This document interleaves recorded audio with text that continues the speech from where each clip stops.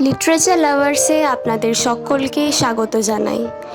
আজ লিটারেচার লাভার্সে আপনারা শুনবেন গল্প নয়নিকার সূর্যমুখী। তখন আমার বয়সই বা কত? গ্র্যাজুয়েট পাশ করে পিঠে ডিগ্রির বোঝা নিয়ে চাকরির খোঁজে একের পর এক ইন্টারভিউ দিচ্ছি। সংসারের হাল ধরতে হবে, বাবার বয়স হচ্ছে, মধ্যবিত্ত পরিবারে আর 5টা ছেলে মেয়ে যা করে আর কি। একদিন একটা ইন্টারভিউ দিতে গেছি কলকাতা শহরে। গ্রামে বড় হওয়া একটা ছেলে প্রথম মেট্রো চেপে গ্রাম ছেড়ে শহরে পা দিলে যা হয়, এখনো সেই অনুভূতি মনে করলে গায়ে শিহরণ জাগায়। হাফ প্যান্ট আর টি শার্ট পরা ছেলেটার গায়ে শার্ট, গলায় টাই, কোমরে বেল্ট। প্রচণ্ড নার্ভাস লাগছিল। কত সব ছেলে মেয়েরা কি সুন্দর ইংরেজিতে কথা বলছে, কত স্মার্ট। তাদের সামনে আমি কি টিকে থাকতে পারবো? বারবার এটাই মনে হচ্ছিল। তারপর আমার ডাক আসে। ইন্টারভিউ শেষ করে আমি বাড়ি ফিরে যাই। তারপর অবশ্য আর 5টা গল্পে যা শোনো তোমরা, সেটাই হয়েছিল আমার সাথেও। সেটা না বললেও তোমরা হয়তো আন্দাজ করতে পেরেছো। চাকরিটা আমি পেয়েছিলাম। বাবা মা সবাইকে ছেড়ে গ্রামের ছেলেটা শহরে এসে থাকতে শুরু করে। বেশ দিন কাটছিল আমার সেখানে। 10টা 5টা ডিউটি করে বাড়ি ফিরে নিজের হাতে রান্না করে খেতে ভালো না লাগলেও করতে হতো। একটা ভাড়া বাড়ি নিয়ে আমি সেখানে থাকতাম। মাঝে মাঝে মা আসতো, কিন্তু সেটা খুবই অল্প সময়ের জন্য। আস্তে আস্তে কিপ্যাড ফোন ত্যাগ করে হাতে স্ক্রিন টাচ ছুটল। বেশ ভালোই দিন কাটছিল। কত সব নতুন নতুন অ্যাপ। ওহো, তোমাদের বলতে ভুলেই গেছি, দেখো, ছোটবেলা থেকে ইচ্ছে ছিল লেখক হব, কিন্তু সংসারের ভারে সেটা যে কবে বরফের তলায় ছোট চারা গাছ হয়ে মরে গেছে আমার অজান্তেই, তাই আর খেয়াল হয়নি। তবে হ্যাঁ, হাতে স্ক্রিন টাচ পেয়ে কিন্তু আবারও চারা গাছটা মাথা তুলে বাঁচার একটা চেষ্টা করেছিল। তারপর থেকে গল্প, কবিতা এসব লেখালেখি আবার শুরু করি। বেশ একটা আনন্দ উপভোগ করতাম। তাই একদিন মনস্থির করি চাকরিটা ছেড়ে পাকাপাকিভাবে লেখালেখির জগতে আসব। নিজের মতো করে নিজের জন্য বাঁচব। যেমন ভাবা তেমন কাজ। পরের দিনেই চলে গেলাম অফিসে, হাতে রিজাইন লেটার নিয়ে। আমি ছাড়তে চাইলেই কি আর অফিস আমায় ছেড়ে দেবে? আমায় বলা হলো একটা ইনকমপ্লিট প্রজেক্ট আছে, সেটা কমপ্লিট করলে তবেই আমার ছুটি, আর সেটার জন্য আমায় যেতে হবে সিকিম। খরচাপাতি সব অফিস দেবে, আমায় শুধু ওখানে গিয়ে প্রজেক্টটা দেখাশুনো করতে হবে। ওটাই আমার কাজ। আমি বেশি কিছু না ভেবে এক কথায় রাজি হয়ে যাই। অনেকদিন কোথাও যাওয়া হয় না, তবু এই ফাঁকে একটু ঘোরা তো হবে, সেই ভেবেই আরো রাজি হয়েছিলাম। পরের দিন সকালে ছিল আমার ট্রেন। সাথে নিয়েছিলাম একটা স্যুটকেস, তাতে কিছু জামা কাপড়, আর ছিল আমার লেখার ডায়েরি। ভীষণ উত্তেজিত লাগছিল, কারণ এর আগে আমি কখনো ও অঞ্চলে যাইনি। 3 রাত ট্রেনে কাটানোর পর সব অপেক্ষার অবসান ঘটে। সিকিমেই বেশ ঠান্ডাটা জাঁকিয়ে পড়ে নভেম্বর ডিসেম্বর করে। সেই জন্যই ওখানে বেশিরভাগ ঘর কাঠের। জায়গা আমার দারুণ লেগেছিল। ওখানে যাওয়ার পর থেকে আমি সাইড ভিজিট কম করেছি, লেখালেখিটাই বেশি করতাম। দুবেলা রান্না করে দেওয়ার একটা লোককে অফিস থেকেই ঠিক করে দেওয়া হয়েছিল। একদিন রাতে আমার সাইড ভিজিট করে ফিরতে একটু দেরি হয়ে যায়। এসে দেখি রান্নার লোক রান্না করে বাড়ি চলে গেছে।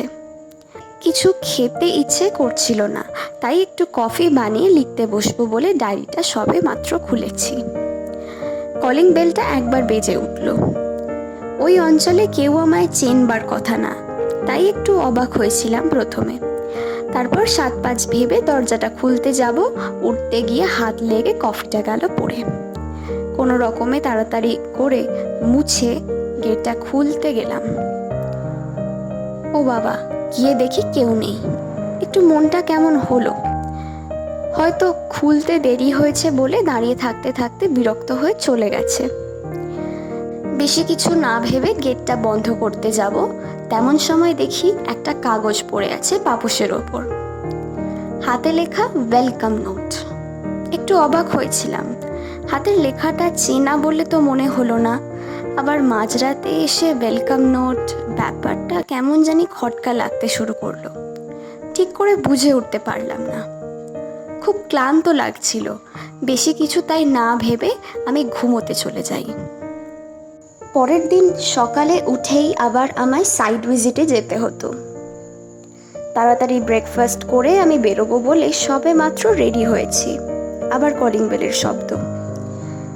আগের দিন যে এসে ফিরে গেছে হয়তো সেই এসেছে, মনে মনে বললাম। দরজাটা খুলতে গেলাম। খুলে একটু অবাকই হয়েছিলাম বটে। একটা মেয়ে আমার দরজার ওপারে দাঁড়িয়ে, বয়সটা আন্দাজ মতো 23-এর এধার বা ওধারে হবে। পরনে একটা বটল গ্রিন স্যুট। কি যে মিষ্টি লাগছিল দেখতে, সেটা এইভাবে ভাষায় প্রকাশ করা যাবে না। গোলাপি গালের পাশ দিয়ে বাদামি চুলের অর্ধেক অংশ নেমেছে, এক অদ্ভুত মায়াবী চোখ, যেন অনেক দিন ধরে ধুলো জমা তানপুরা। সে বেশি কিছু বলেনি, চলে গিয়েছিল। শুধু মুখে ছিল একটা দুঃখ মেশানো হাসি। জানি না আমার হঠাৎ কি হলো, মনটা কেমন উথাল পাতাল করতে শুরু হলো। আগেও তো এত মানুষকে দেখেছি, এমন তো আগে কখনো হয়নি। আজ হঠাৎ কি হলো আমার, নিজেকেই প্রশ্নটা করবার চেষ্টা করলাম, কিন্তু কোনো সদ উত্তর পেলাম না। আমি আবার সাইট ভিজিটে বেরিয়ে পড়লাম। মনটা কেমন উথাল পাতাল করছিল। বারবার মনে হচ্ছিল মেয়েটা আমায় কিছু বলতে চাইছিল, কিন্তু ঠিক সাহস করতে পারছিল না। কি বলতে চাইছিল? আর একটা অপরিচিত মেয়ের জন্য আমি বা এত ভাবছি কেন? ধুর, কাজেও মন দেওয়ার চেষ্টাটা আমি করেই যাচ্ছিলাম, কিন্তু পারছিলাম না। রাতে ডিনার শেষ করে ঘুমোতে গেলাম। অনেকক্ষণ এক নাগাড়ে চোখ বন্ধ করে রাখার পরেও দু চোখ জুড়ে যেন ঘুমের দেখা নেই। তাই একটু ছাদে উঠলাম। পূর্ণিমার চাঁদে ছাদটা একবারে আলোয় আলোময় হয়ে উঠেছে। সেটা কি যে অপরূপ সুন্দর লাগছে, সেটা কি করে এইভাবে বোঝাই। যেন সারা আকাশের সেন্টার অফ অ্যাট্রাকশন হয়ে চাঁদটা বিরাজ করছে। বেশ কিছুক্ষণ দাঁড়িয়ে নামতে যাব, সেই সময় দেখি চাঁদের আলোয় সেই মায়াবী চোখ। থমকে গেলাম একটু। ডাকবো একবার, কিন্তু কি নামে ডাকি? নামটাই তো জানা হয়নি আমার। কি বলে ডাকবো? অনেকক্ষণ ভেবে নয়নিকা নামটা মাথায় এলো। ওরকম হোয়াইট ক্যানভাসের মতো চোখ যার, অত মায়া যার চোখে, তার নাম নয়নিকা হওয়াই উচিত। ফিসফিস করে বললাম, আমার নয়নিকা। কি করছি আমি এইসব? কিন্তু নিজেকে আর একদমই সামলাতে পারলাম না। ডেকেই ফেললাম, নয়নিকা, নয়নিকা। সে একবার তাকালো, তারপর খোলা আকাশের দিকে তাকিয়ে আস্তে করে বলল, নয়নিকা। আপনি এই নামটা কোথায় শুনলেন? আমি কি বলবো কিছুই বুঝে উঠতে পারছিলাম না। একটুখানি চুপ করে থেকে বললাম, না মানে এমনি আসলে আপনার নামটা তো জানা হয়নি, মানে তাই মানে আর কি, কি বলে ডাকবো ঠিক বুঝতে পারছিলাম না, তাই এই নামটা বললাম। এমনি কিছু মনে করবেন না। কেন, নামটা ভালো না? ভালো বলে সে দুঃখে ঘেরা একটা ম্লান হাসি দিয়ে সে আবারও চলে গেল। কেমন যেন তারার মতো সে আসে আবার চলে যায়। আমি তার সাথে দেখা হওয়ার পর কেমন যেন অস্থির হয়ে পড়ি তাকে একবার দেখবার জন্য। কি হচ্ছে এইসব আমার সাথে? কেনই বা হচ্ছে? প্রত্যেক দিন আমি একবার করে ছাদে উঠি, কিন্তু তার দেখা আমি পেতাম না। একদিন হঠাৎ দেখি সে দাঁড়িয়ে। আমি মনে মনে ঠিক করলাম কিছু কথা বলবো না। কেমন যেন একটা সুপ্ত অভিমান তৈরি হয়েছিল নয়নিকার প্রতি। সেটা কেন তার ব্যাখ্যা আমি দিতে পারবো না। সেদিন নয়নিকা একটু এগিয়ে এলো আমার ইট গাঁথা ছাদের পিলারটার দিকে। একটু অবাক হয়েছিলাম প্রথমে, কিন্তু কি যে এক অদ্ভুত শান্তি আমি উপভোগ করছিলাম মন প্রাণ জুড়ে, কি বলবো। সে একটু কাছে এসে বলল, আমি নয়নিকা না, আমি সৌরাসিনী। তার চোখের কোণ থেকে দু ফোঁটা জল অজান্তেই গড়িয়ে পড়ল। জ্যোৎস্নার আলোয় সে জলকে ঝর্ণার মতো দেখালো। আমি জিজ্ঞেস করলাম, কি হলো, তুমি না মানে আপনি কাঁদছেন কেন? সে চোখের জলটা মুছে বলল, তুমি বলতে পারো, কোনো অসুবিধা নেই। আমি কিছু বললাম না, চুপ করে রইলাম। আসলে বলার সাহস পেলাম না। কিছুক্ষণ চুপ করে থাকার পর বললাম, তোমায় কি আমি নয়নিকা বলে ডাকতে পারি? সে বলল, না, আমার যে নাম সে নামেই ডাকবে। ওই নয়নিকা নামটা আমায় খুব যন্ত্রণা দেয়। সৌরাসিনী কি বলছে এগুলো আমি কিছুই বুঝতে পারলাম না।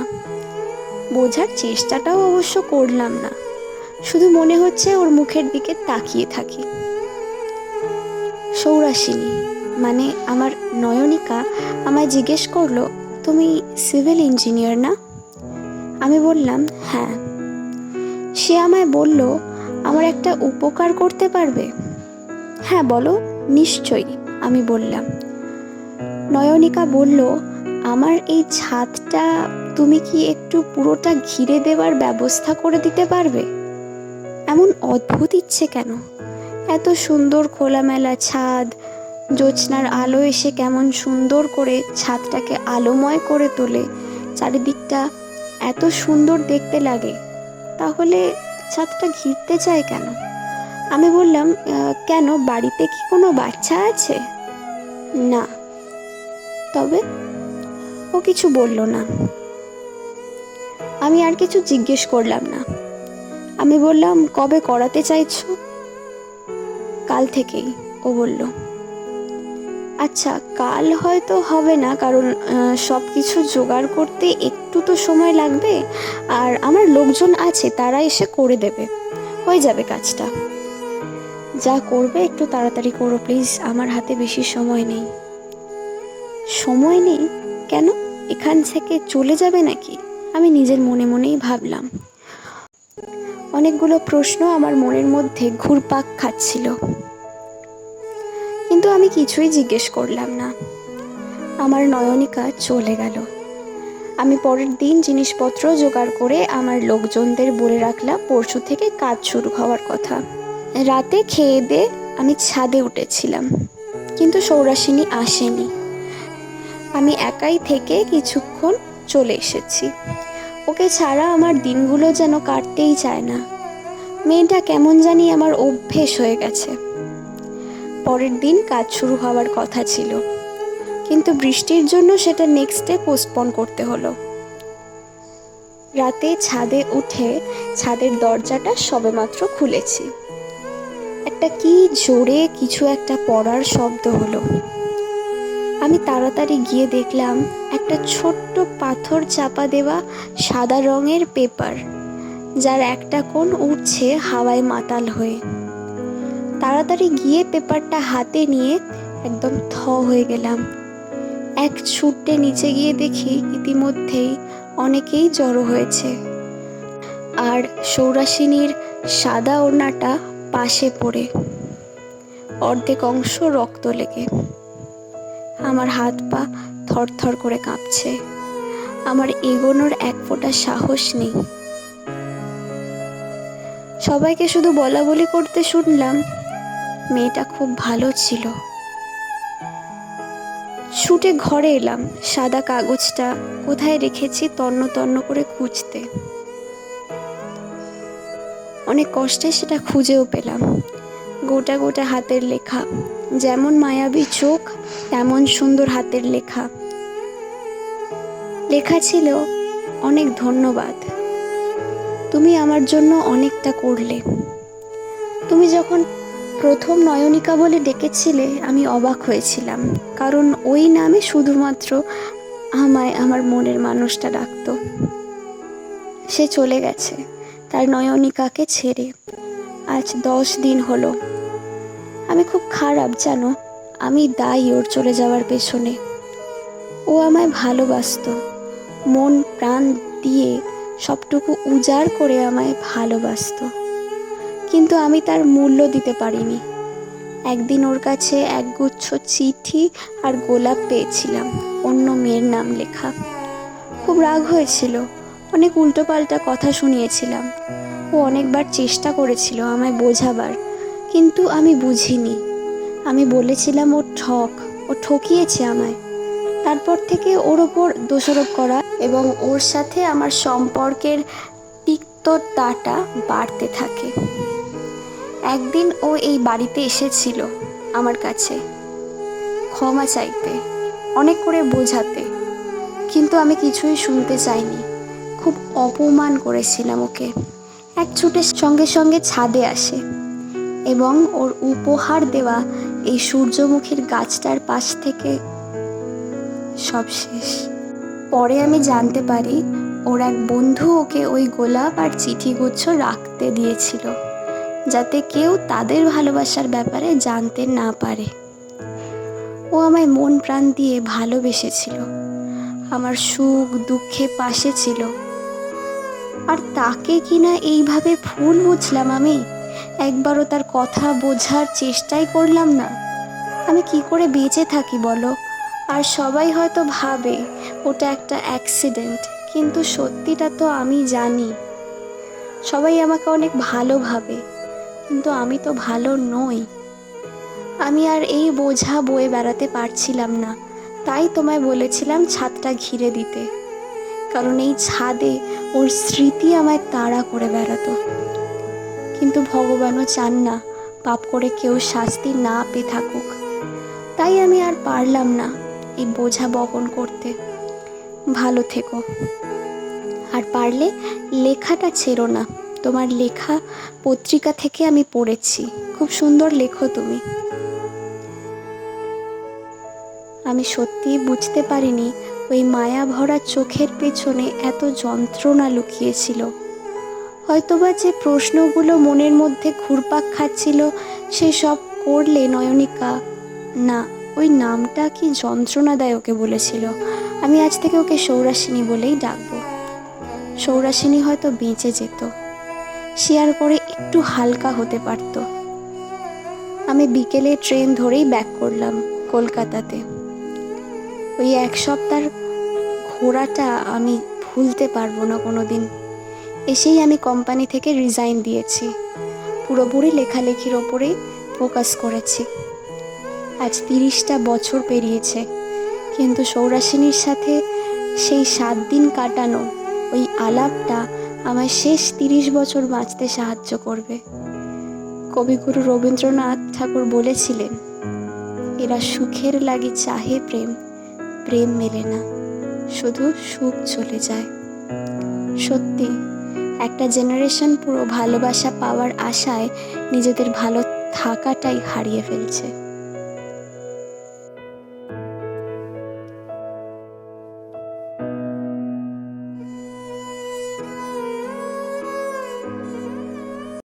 আজ লিটারেচার লাভার্সে আপনারা শুনলেন গল্প নয়নিকার সূর্যমুখী। এরকম আরও গল্পের জন্য stay tune to literature lovers. Thank you.